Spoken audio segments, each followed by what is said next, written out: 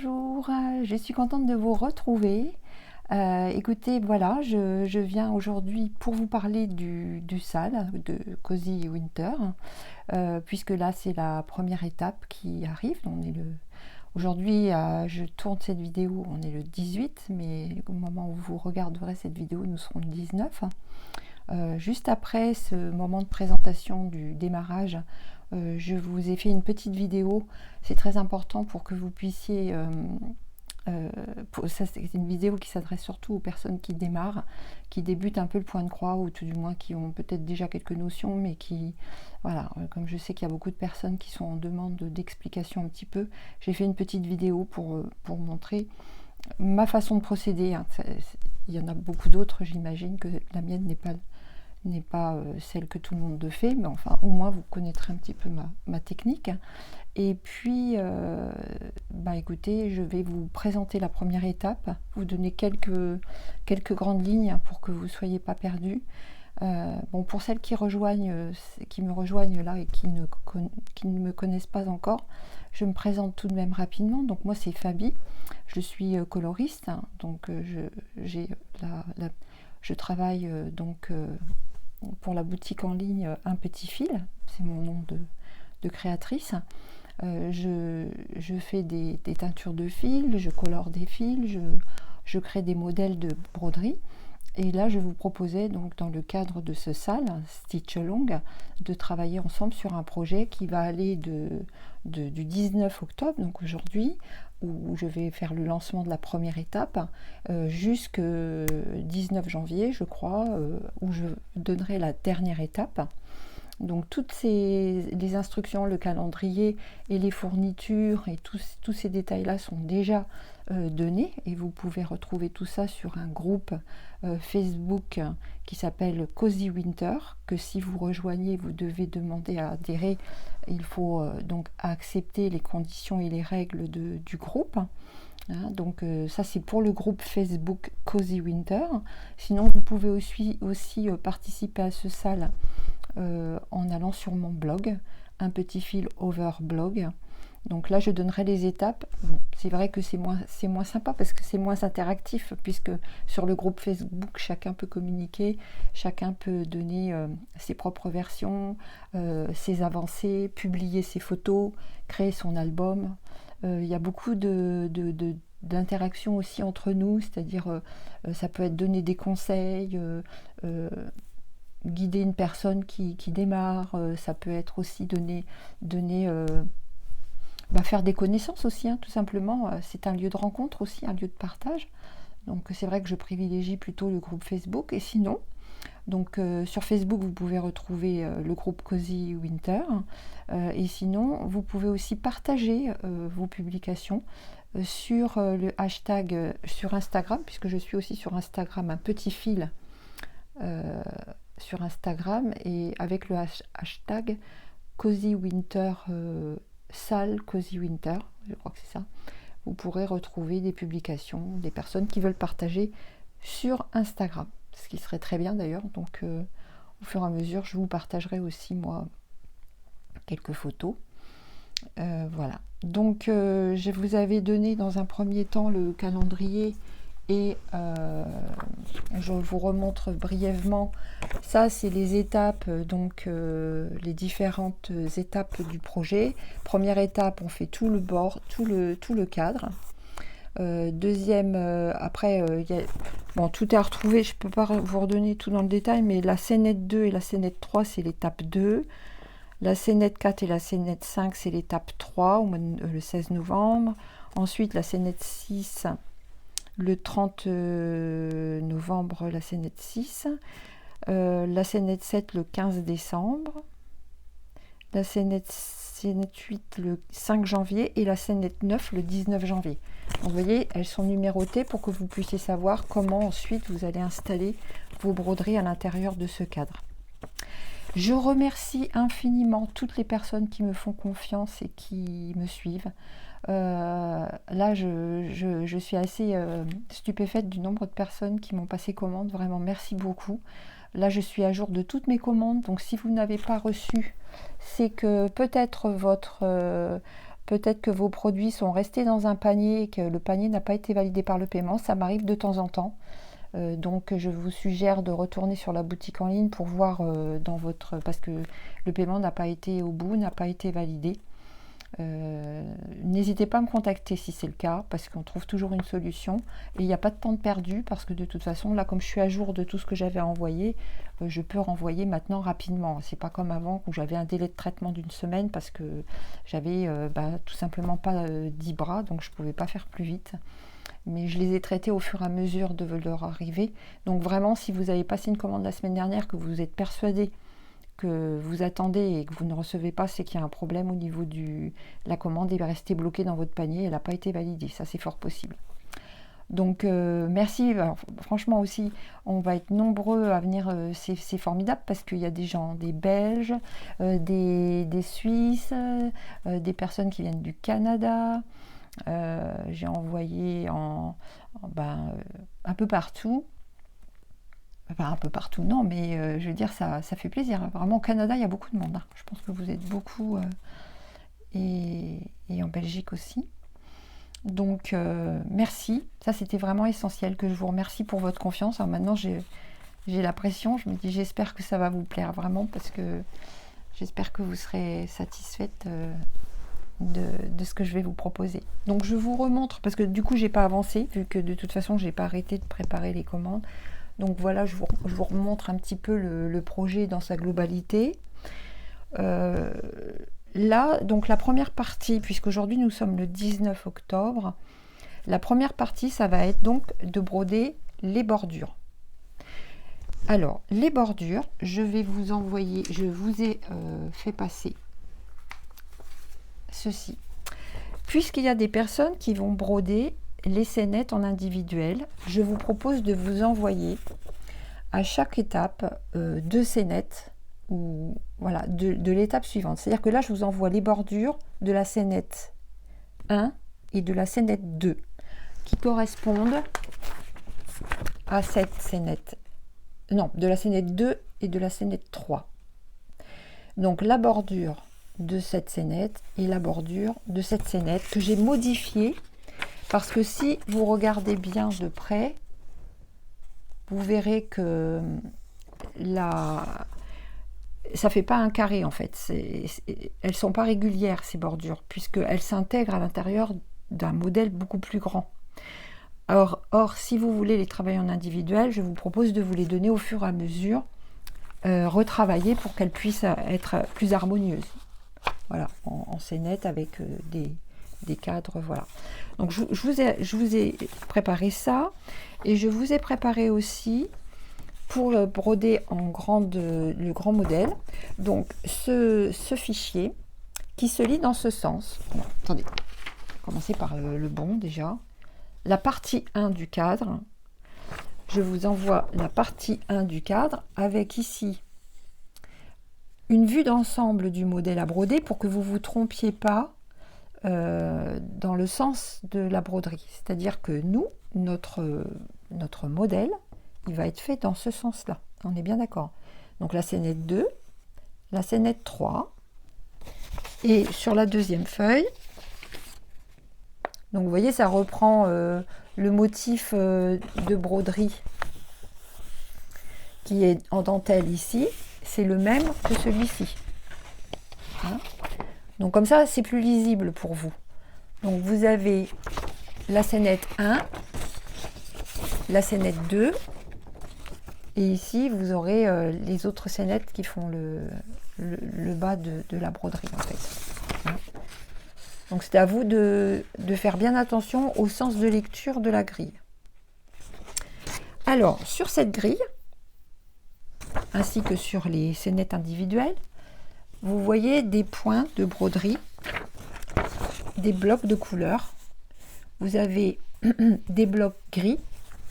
Ces blocs gris, tout est indiqué dessus. Hein. Tout est indiqué ici sur cette partie-là. Je donne les explications.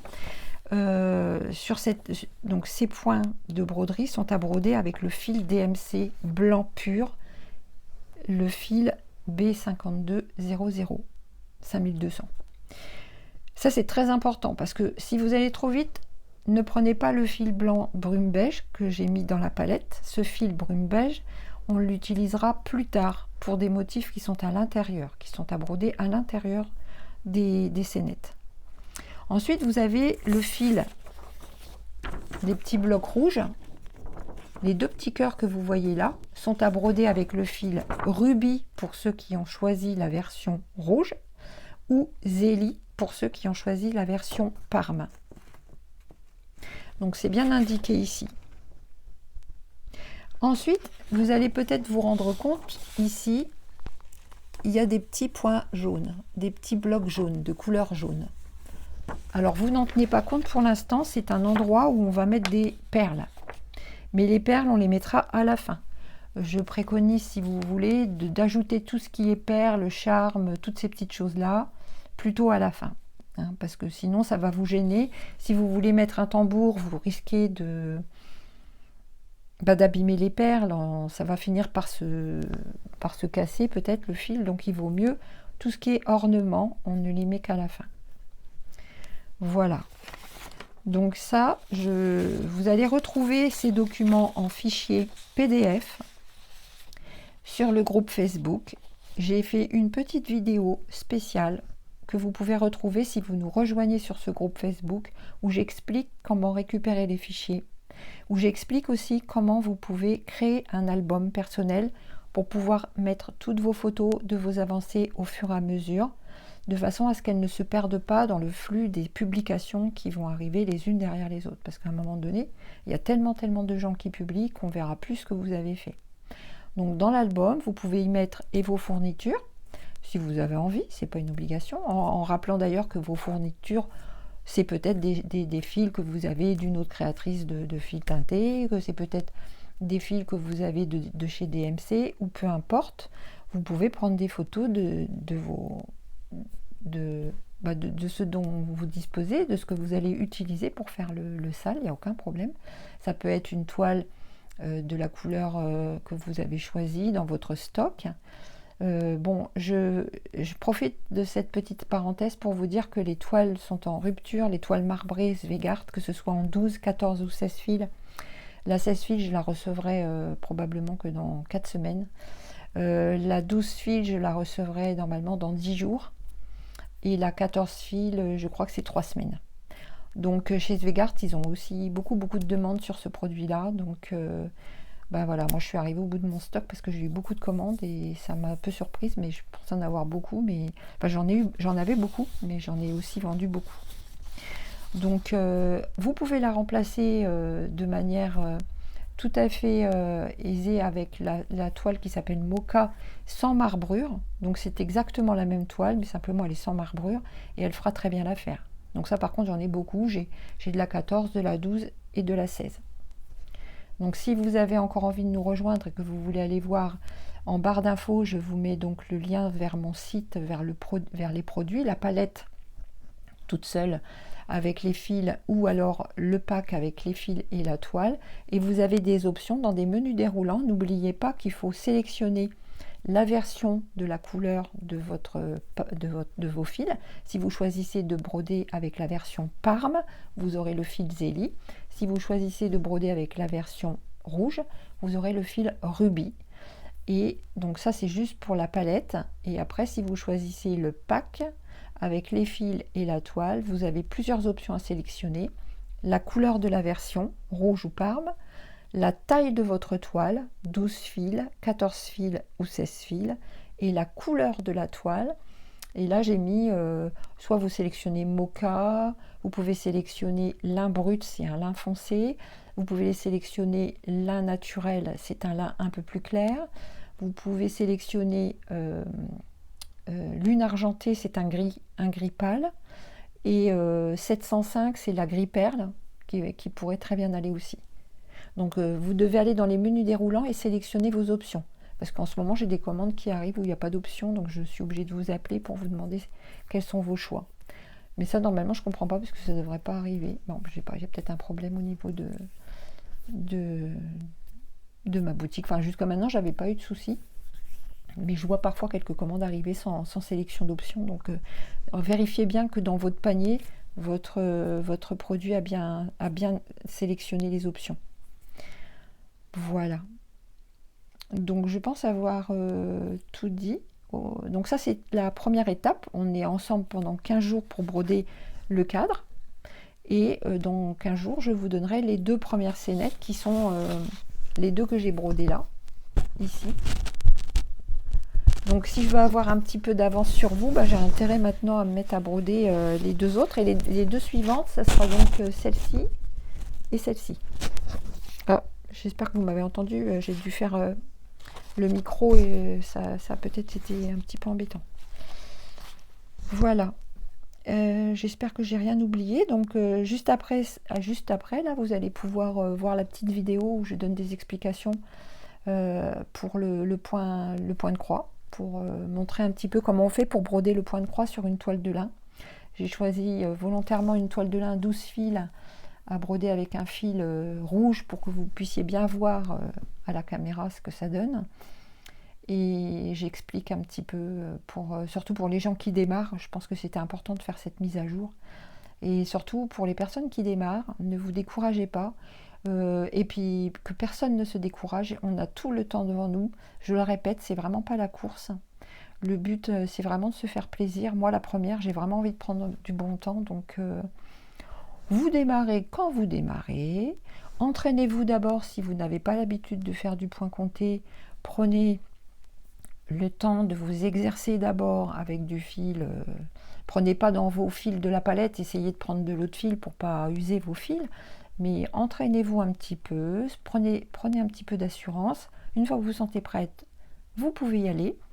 Sur le groupe Facebook, il y a plein de gens adorables, qui vous donneront si vous avez besoin d'un conseil, qui vous soutiendront si vous avez un moment où vous avez un petit coup de mou, vous dites ça, je vais pas y arriver ou quoi. Ben si. Le tout, c'est vraiment de ne pas vous mettre de pression, de prendre vraiment le plaisir là où il est, sans vous imposer quoi que ce soit, parce que de toute façon, on est là vraiment pour prendre plaisir. Voilà. Donc je vous le redis, et puis sachez que pour moi, c'est un véritable plaisir que de partager ça avec vous. Et je vous remercie encore vraiment de me faire confiance comme ça. Et je reste à votre disposition dans la mesure où je peux vous aider. Vraiment, je ferai mon maximum pour... voilà. Je pars en salon la semaine prochaine, donc il faut vraiment maintenant que je prépare mon salon. Jusqu'à maintenant, j'ai pas eu le temps de le faire, donc il faut vraiment que je sois prête pour partir. Si à Kutzenhausen, en Alsace, vous voulez venir au salon, qui aura lieu à partir du jeudi 27, jeudi prochain, jeudi, vendredi, samedi, dimanche. Si vous avez besoin de palettes, si vous avez besoin de ces fournitures-là, il faut me le dire quand même à l'avance que j'ai le temps de les préparer, mais j'en prendrai un petit peu aussi là-bas sur place pour les personnes qui auraient éventuellement envie de m'en prendre là-bas. Voilà, donc écoutez, il me reste encore à vous remercier et puis à vous souhaiter un bon démarrage, et puis prenez vraiment le temps et le plaisir là où il est. Et je vous souhaite... je vous dis à tout de suite. Je vous dis à tout de suite avec ma petite vidéo. Allez, au revoir, à bientôt. Alors me revoici donc pour donner quelques petites précisions pour les personnes qui débutent dans la broderie, sans aucune prétention du tout, puisque voilà, je vais vous montrer comment moi je procède, et surtout que les brodeuses et les brodeurs confirmés me pardonnent si ce que je vais montrer là n'est pas exactement la manière dont ils procèdent, mais au moins ça permettra d'avoir pour les personnes qui débutent quelques explications globales sur la façon de broder sur une toile de lin, voilà, et aussi comment broder les fils teintés. Parce qu'il y a des dégradés de couleurs à l'intérieur d'un fil. Bon, là j'ai choisi un fil rouge, le fil Sacha. Vous voyez, on voit que ça va du plus foncé au plus clair. Bon, c'est pas très parlant sur cet exemple là, mais je voulais que ça ressorte bien sur la toile. Donc je vais vous montrer comment on brode croix par croix et comment on brode sur une toile de lin. Voilà. Donc d'abord, quand vous avez vos fils, vous remarquerez qu'ils ont une longueur de 1 mètre, un peu passée. Donc quand vous allez travailler les fils, vous allez travailler en aiguillé. Vous allez couper votre fil en deux. Voilà, donc vous le pliez en deux. Vous prenez, moi j'ai pas pris mes beaux ciseaux, hop, j'ai pris les gros ciseaux comme ça. Vous coupez votre fil en deux. Vous réservez une partie de ce fil. Et vous voyez le fil, en fait, il se dédouble. Vous avez 6 brins. Donc, pour travailler sur une toile comme celle-ci, qui est une toile 12 fils, vous travaillez avec 2 fils sur votre aiguille, sur 2 fils de trame.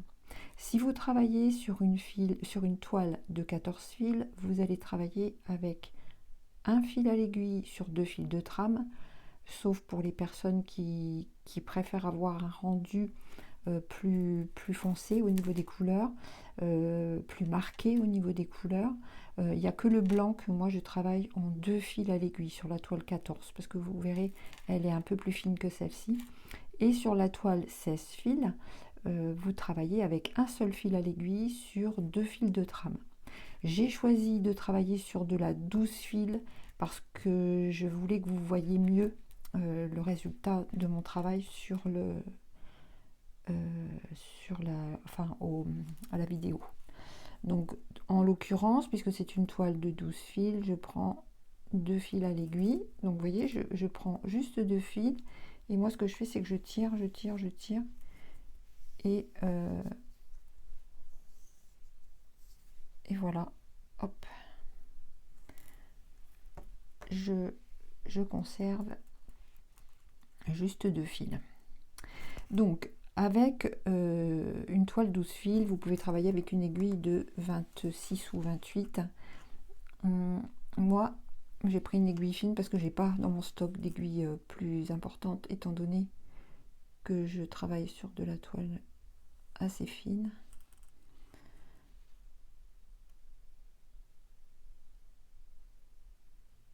Oh zut.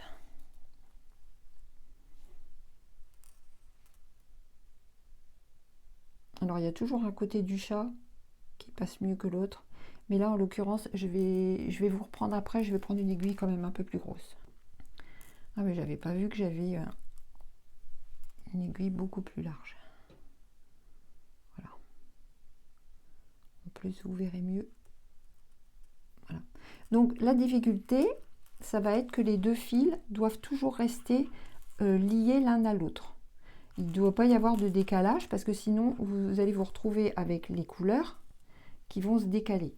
Donc ce qu'on ne fait pas, c'est par exemple prendre un fil à l'aiguille seulement et puis le plier en deux pour avoir 2 fils. Ça non, faut pas faire parce que vous avez dans les fils qui sont teints à la main, vous avez des nuances de couleurs qui sont pas les mêmes sur toute la longueur du fil. Donc si vous faites ça, bah non, ça va pas aller. Donc simplement, vous prenez vos 2 fils, vous coupez, vous prenez 2 fils et vous mettez à l'aiguille 2 fils l'un à côté de l'autre comme ceci. Ensuite, sur votre toile, moi je brode sans tambour. Alors, il y a les personnes qui sont adeptes des tambours. Moi, j'ai été apprise, on m'a appris la broderie au point compté avec sans tambour. Donc, je n'ai jamais réussi à travailler avec un tambour. Et puis, tant pis, c'est chacun sa manière de faire. Moi, je fais sans tambour.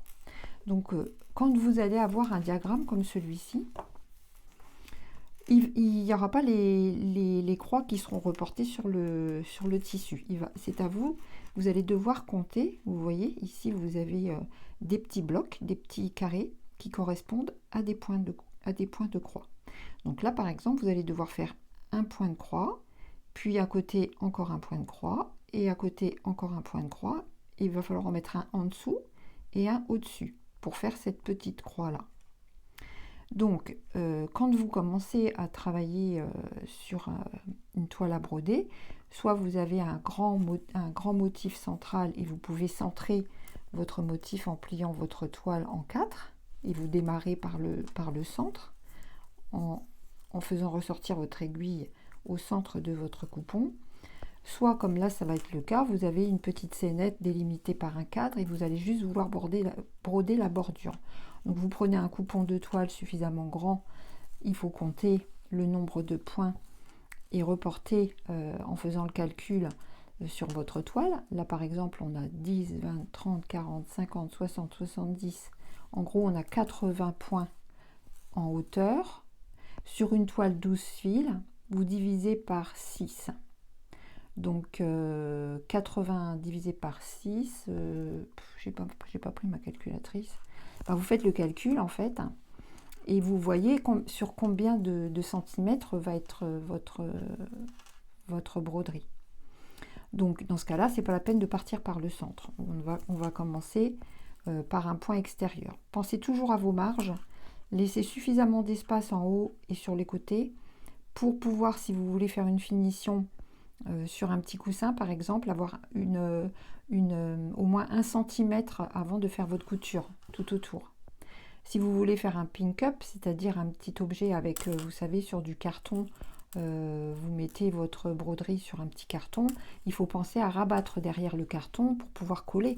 Donc n'oubliez pas de mettre à peu près 2,5 cm entre l'endroit qui va être la lisière, et enfin la lisière de votre toile et le côté de votre broderie. J'espère que je suis claire, mais je rentre un peu dans des détails. Après, ça peut toujours être utile. Hein. Donc vous voyez, là, j'ai sorti mon aiguille en un point. Donc c'est un trou sur la trame. Normalement, il ne faut pas faire de nœud au bout. Moi, ça m'arrive d'en faire, je vous dirai franchement. Mais là, je vais vous montrer à ne pas faire de nœud. Donc vous tirez sur votre fil. Alors, ça c'est pour faire l'extrémité là en bas. Hein. Donc après on va remonter un peu. Vous tirez sur votre fil et à l'arrière, avec votre doigt, votre index, vous allez le maintenir comme ça. Vous maintenez votre fil à l'envers de la toile. Et vous gardez bien votre doigt appuyé dessus. Et ce sont les premiers points que vous allez faire sur votre toile qui vont bloquer le fil à l'arrière. Donc là, que ce soit bien clair pour vous. Vous voyez, j'ai sorti le fil à cet endroit. Je vais rentrer mon aiguille. Donc il faut compter, c'est ça en fait. Hein. Il y a 2 fils de trame sur la gauche du trou où est sorti mon fil. D'accord? Et vous allez remonter 2 fils encore au-dessus. Est-ce que vous voyez bien? Et vous allez piquer votre aiguille. Donc vous faites en haut à droite à 2 points au-dessus et à droite de votre point de sortie initial. Voilà. Donc vous piquez et vous allez faire une demi-croix.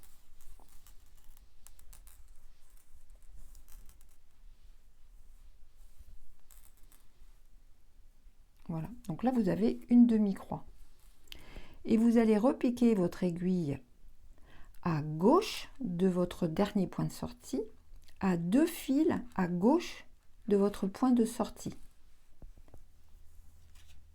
Voilà. Donc maintenant, votre fil se retrouve à nouveau sur la face extérieure de votre broderie. Et pour faire votre croix, vous allez donc repasser votre fil à 2 points, à 2 fils de trame en dessous, à 2 fils juste en dessous de votre point de sortie en haut à droite. Vous voyez, ça fait comme un petit carré. Voilà. Et là, vous avez une croix. Donc, vous voyez bien les fils de trame. Un fil, 2 fils. Un fil, 2 fils. Voilà. Et là, vous avez une croix. Et la broderie avec les fils nuancés se fait toujours croix par croix. Donc, vous allez progresser de croix en croix, les unes à côté des autres. Vous allez repiquer votre aiguille, 2 fils de trame. Après, vous voyez, pour placer votre deuxième croix juste à côté, à gauche de la première. Donc, vous sortez votre aiguille, vous tirez votre fil et vous allez rentrer votre aiguille au même endroit ici. Voilà. Pour faire votre demi-point orienté vers la droite. Ensuite, vous reprenez votre aiguille, vous la ressortez en haut à 2 fils de trame au-dessus de votre point de sortie initial. Vous tirez. Voilà, vous avez donc ressorti votre fil là, en haut à deux fils de trame au-dessus. Et vous allez re-rentrer votre aiguille. Voilà, à droite, ici. Ça va vous faire votre deuxième croix. D'accord? Donc là, on en est à 2. Donc sur le diagramme, ici, on a déjà fait la première et la deuxième. Il nous en faut encore une. Donc, on va ressortir l'aiguille. Vous voyez? Voilà. On pique, on sort. Après, on rentre.